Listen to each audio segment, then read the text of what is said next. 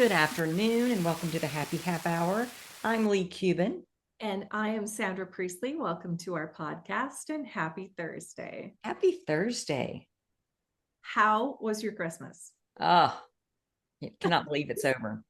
I'm so excited to hear. Well, you have Uh, already taken your Christmas decorations down, right? I'm Like done. by the time we're recording this, Like, I still have a few days I left. am just like, it's over. Right after Christmas, you get rid of them. Yeah. But normally I'm not this quick to do it. I Mm. almost feel like I'm so excited to start this new year that I'm Oh, ready to put up all the old, and cleaning out closets is next yeah. on my agenda. Not so much fun, but had a funny story. Wasn't so funny at the time. I mean, it kind of was. Christmas Eve, I'm in the kitchen cooking. We've got people over, and I had an opportunity to have a little conversation. And she begins telling me all the trials and tribulations of everyone that she knows. And I'm totally exaggerating. I am, Okay. but people that I know that she's sort of giving me updates on. And it's just updates of how horrible this thing is and this thing is. And I'm sitting there going, I don't really want to talk about none of this is my business. And Yeah. it doesn't really feel good in my body, but I'm going to just be polite and I'm Mm-hmm. going to smile and I'm going to nod. And so I did. And then she gets to Paul. Oh, she has opinions on him. Oh, good. Good grief. He lost his job. And I said, yeah, he did. What's he going to do? And I said, I don't know. But what I hope he does is find something that lights him up. She goes, you don't understand how hard it is for him. It will be for him to find a job. And I said, we're not going to go in that direction with this conversation. Right. She said, you don't understand. He is almost 60 years old. People don't hire people that old. And I was like, nope, I Yeah. don't want to hear this Not going nonsense. there. Not going Yeah. there. I've already said I'm not going there. I'm not going there. And she something in her just wanted to keep just like, I guess until I got in the fetal position and said, what am I going to do? Right. And I was like, I ain't playing this with you. And then it turned to something else that she interpreted Paul as having a belief about that she didn't like. And she throws that out. It was almost like, give me something. Wow. Wouldn't let it go. And I went, really? I don't see that at all. And I just kept cooking. And my head was about to explode. It was like, shut the fuck up. Mhm. Yeah, you're ruining my Zen. Yeah. I Right. the truth is I don't know what's going to happen. Yeah. But I know based on the past and based on all the people that I work with, Hmm. things always work out. There They are no always do. accidents and Yeah, things line up in a way that blow our minds when we pay attention. it's true. And I would rather sit in that energy Hmm. and in that belief instead of trauma bonding with someone and getting stuck in fear and doubt and, oh my God, what are we going to do? We're going to be living on the streets. Isn't it interesting how people who are fearful get so uncomfortable around people who are not. Mm-hmm. Like the discomfort that she felt because you were not worried. And I mean, his job affects him and you, not this random person. Correct.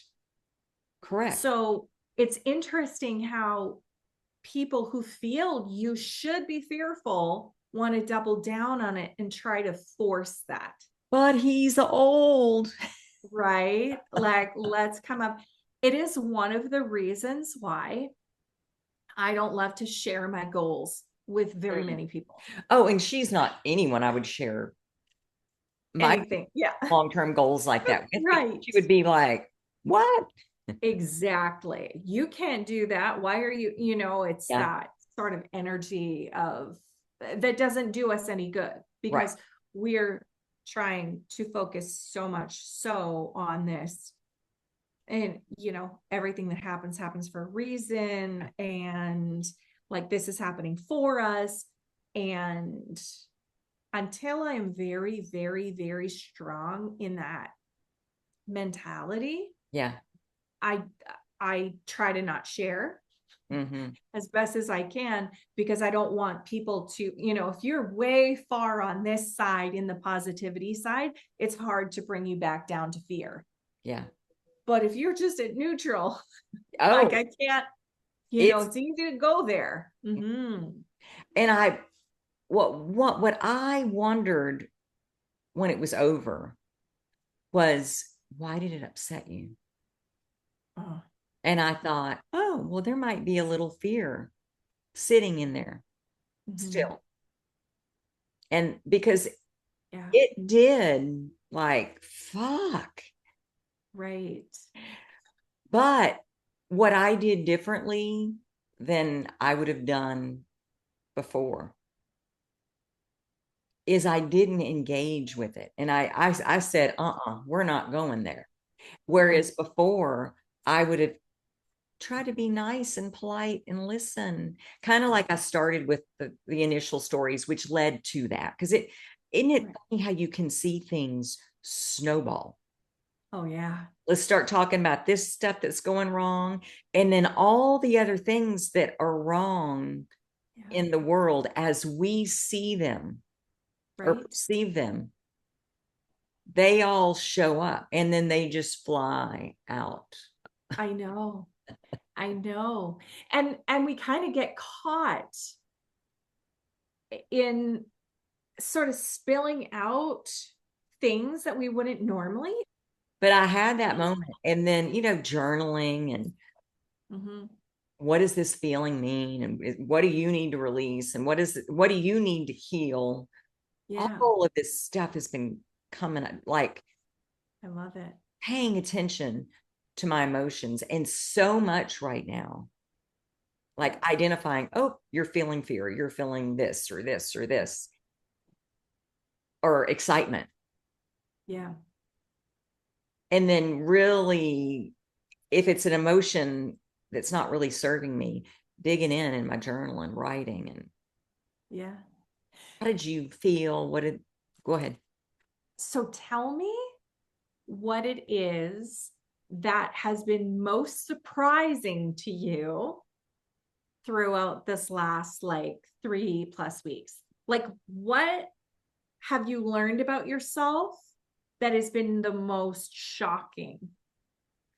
I, Has there been something? I think my knowing with zero evidence that everything really is orchestrating and I can't see it and I don't need to see it.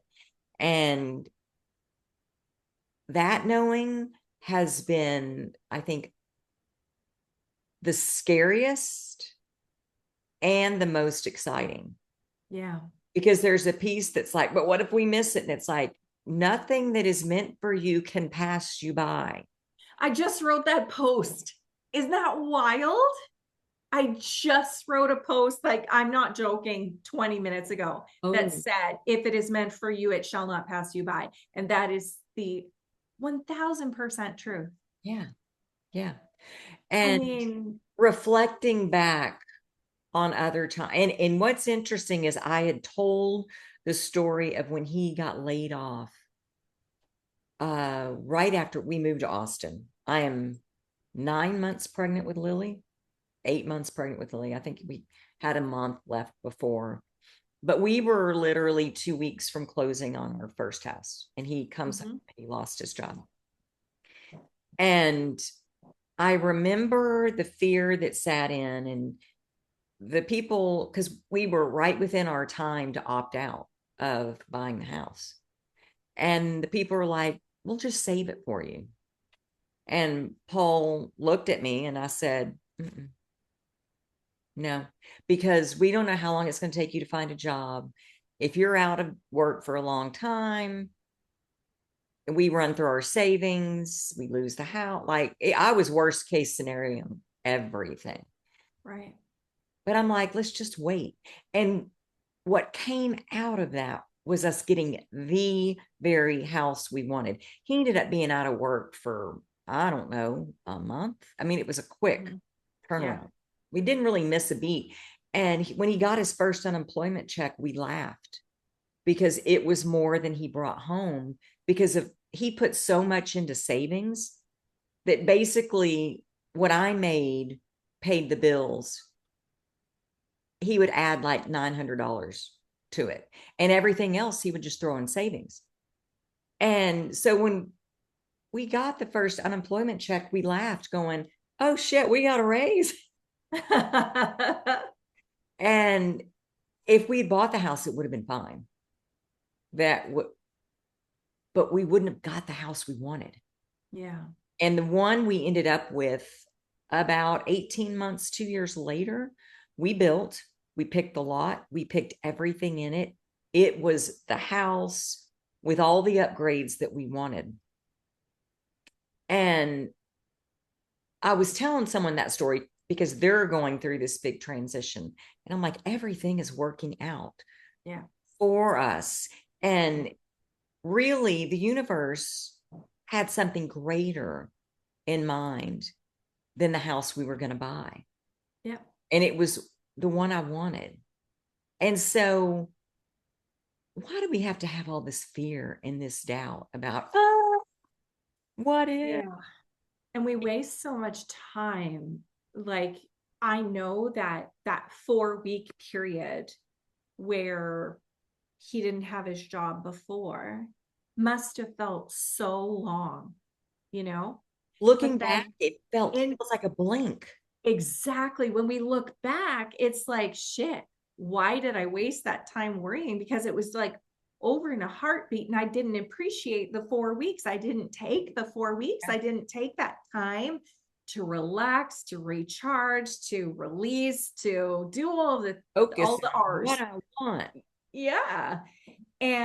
But we spend so much time worrying in the process instead of just like, and worry is the same thing as praying for something you do not want. Absolutely. You know, and I think that's why anytime anybody says, I'm worried about you, I want to bitch slap them. Yes, I know. Like, why are you praying for this for me? Right. Well, and for me, if someone says that they're worried about me, my brain starts to go, oh fuck, should I be worried about me? Like, if she's worried about me, should I be worried about me? Let me fucking run through this. Right. Yeah. Like, and so for me, it's like, it triggers my need to second guess myself and my knowingness. But there is nothing more magical than that, like, knowingness. That, like, it's a peaceful, calm, empowering feeling of like, oh yeah, everything is working out. Just calm your tits. It's going to be fine. Yes. And you know it to your core. Yes. So you don't stress at all. Yeah. And the moments that I have had fear pop up, big fear, like where I can feel it in my body. Yeah. It's like, oh, that's fear. Yeah. Yeah. And not telling the stories about it and all the things that could go wrong and Mhm. death and despair. Yeah. Well, But and just feeling it like, this is an interesting sensation flowing through me now. I think too often when we get that intense emotion, that intense fear come through, too many people convince themselves that it's intuition. Yes. Oh, shit, this is my intuition. And it is not. When you feel fear, it is not knowing. When you feel an intuitive feeling or psychic feeling, or if it's a message from the universe, God, spirits, angels, no matter what the message is, it feels calm. Even Very, if it's a bad message, quote unquote, unwanted something, you know it to your core and it still feels calm. I have known things. I have known that Cole had been injured. I felt it. I heard it. I knew it. And he was 3.5 hours away from me. But I did not feel fear. I didn't feel panic. It was an instant calm knowingness. yeah. Shit, something's wrong. I wonder if he's okay. I texted him, are you okay? Weird. I think it was pulled his hamstring or tore his hamstring. Mm-hmm. But it was like, this just happened. Yeah. How long ago? 20 minutes ago. Yep. 20 minutes is when I had that knowingness. Yes. And was it good? No, absolutely. I mean, it could have been career ending. And it was his first year that he was playing university sports. But I knew, and Mm-hmm. it was calm, empowering feeling to know it. Yeah. So, yeah, the fear feels wild and uncontrollable and scary. And that is not intuition. No. Well, I So, want to hear about your 12-day thing you've got going on. yes. So a past client of mine sent me this winter solstice ritual. And so I don't even know, like, she sends me so many things that this one just stood out almost like it was glowing. Like I needed to open it. So I opened it and it was a video of this woman just saying that she had just heard about this ritual. Apparently it is a like centuries old ritual. And there's kind of a couple variations to it, but on some people start on like December 24th, but it's meant to start on the winter solstice, the longest day of the year when we release, it's like that, like beautiful sort of energy.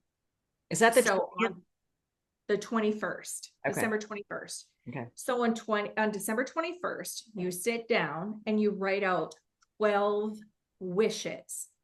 You take the wishes, and I have it in my cup, but you write out these 12 wishes on a piece of paper, each individual on like each separate, and then you fold them all up so that you cannot see them, and you put them into a container, a jar, and an envelope or something, and you leave them there.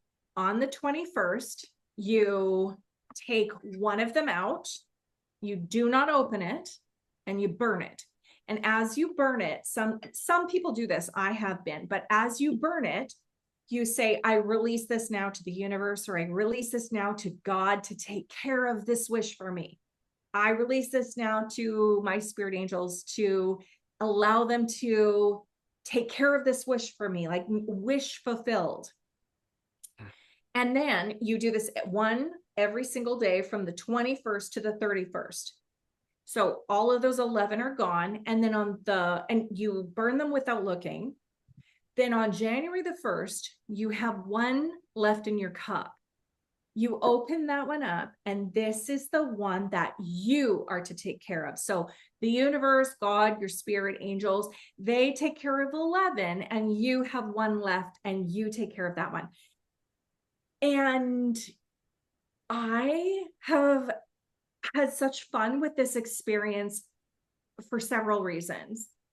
First off, when I started writing the 12 out, I got like 3, 4. I'm thinking, fuck, what else do I need? Like, I don't really need anything. What else am I going to ask for?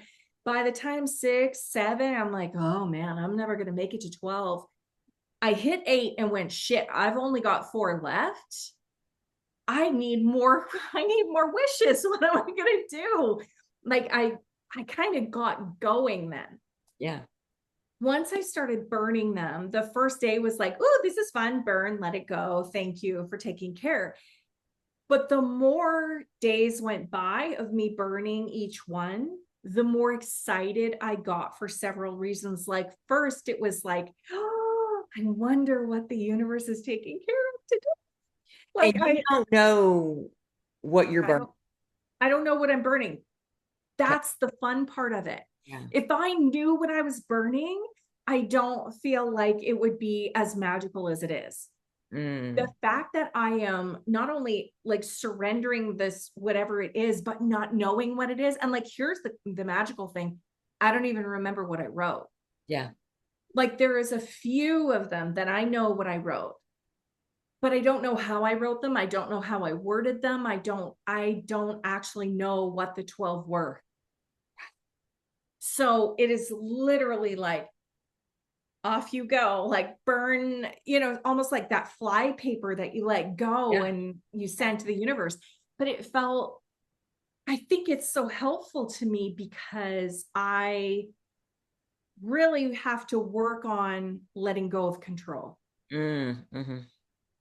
I really work on surrendering to the universe, surrendering to what's possible, surrendering the timeline. It's not something that comes naturally to me. What comes naturally to me is, how do I make this happen? Mm-hmm. And so the process of like releasing, surrendering to a higher power and not even knowing what it is, like I'm surrendering to a very deep level here. And then the more I did that and the more I got excited about that, the more, well, and Shay and I are doing this together, but the more the both of us started to get excited of like, what is the one that's going to be left for us? Like, Gonna be and magical. and that is what I'm terming it. Terming? I don't know if that's a word, but that's what I'm calling it, right? It's the magic one. And I believe that this is the one that the universe wants me to have. I believe that this is the one that has the greatest lessons for me, the greatest growth for us.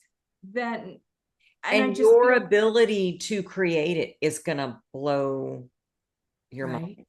I know. And there's sort of like, I know I had been asked one time for like from someone, well, what if what the thing is that you're left with has other people involved, like other people have to come through in order for this to happen, right? And so how do you make that happen? Like, how do you make it happen if this is on your task, but it has something to do with someone else as well? And out of my mouth flew, but who do you need to be in order for all of those things to come through?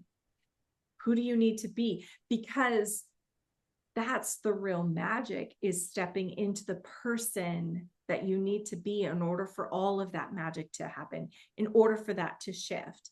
It's like there's something we need to learn, some way we need to grow. Yeah.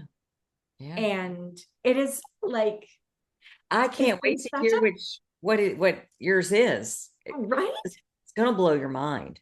I know. When I went to this seminar, it's been years and years ago, and we met in small groups after the big weekend seminar for like 3 months. And when we met on a Thursday night, we had an assignment that had to be completed by the next Thursday. And it was, think of something that you want to do like that you need to do, that needs to be done. Maybe something you want to experience, whatever. There were parameters, but, and then identify it, tell your group what it is before you leave tonight.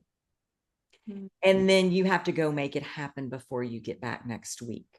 Wow. And what popped into my head was, you've always wanted to pick the cello back up. Mm. That's what, and I don't know where the hell that came from, Yeah. but it popped in my head. And so I told the group, well, apparently I'm going to pick the cello back up, but I don't have a cello. And like, Paul's going through cancer at the time. Like, there's no money Wow. for cello. Yeah. But I'm like, let's just see what I can do. I mean, if I don't do it, I don't do it. But what if? Yeah. And I went to the office that Saturday, and I normally don't weigh people in. And I might have shared this story, but everyone was backed up and people were waiting in the waiting room. And I'm like, Jeannie, let's go. And I took her back, and it, like, God speaking in my ear, she's like a classically trained cellist. You might see if she knows a student that works for cheap, because I can't afford a classically trained cellist. Like, that was Right. my thought process. So I tell her, I'm like, okay, I've got this silly question, but I'm in this group and we're doing this thing, and this is what I've agreed to do. And do you know a student? And she kind of does this and goes, I'm a classically trained cellist, Leigh. And I said, I know that. That's why I'm asking you, but I can't afford you. Yeah. And she goes, I will do lessons for you. I don't know if it's $25 a month. It was something stupid for like lessons. Wow. And I was like, are you kidding me? And she goes, yeah, or no, or whatever. Yeah. And Yeah. I said, okay, well, let me see what I can do to find a cello. And she does this thing again, like, hello, I have a cello I can rent you for $10 a month. Are you kidding me right now? I had my first lesson before I went back the following Thursday. You And must have been the rock star of the group. I was the rock star of the group. But more than that, what I learned is when you open yourself up and you focus and go, okay, this is how I want to this is where I want to go. I don't have a clue how I'm going to get there. So I'm Mhm. just going to open up my mouth and see who can help. Helpers come in, Yeah. and you will knock your socks off with that little miracle that the universe leaves for you to do. And I So true. cannot wait to hear what it is. I know. I know. I'm so excited. I'm so excited. I can't wait to hear. And I can't, like, because to me, it's this magical piece of paper that I'm waiting for. And I feel like I'm so excited to see what it is, and then so excited to get working on it. But it is true. It's like you take one step, Mhm. and like the next step appears, and the next helper appears, and it just works like magic. Oh my You gosh, I'm so believe excited. that that's how it works. When you think Yeah. I'm in this alone, I have to figure this all out, and it's hard, Yeah. well, then there's your experience. Exactly. What do And you? I think I want to say this too before we forget, because I keep hearing it in my ear. But I feel like, I mean, it's fun to do this on December 21st. It is fun because it's like that's such a powerful astrological day. But I don't believe that we have to wait for December 21st. So if you're listening today, you can start today. Well, I think we are out of time. I think we are way out of time. So We are. thank you. Oh, Thank you guys for joining us. We'll see you next Thursday on the Happy Half Hour. Bye. bye.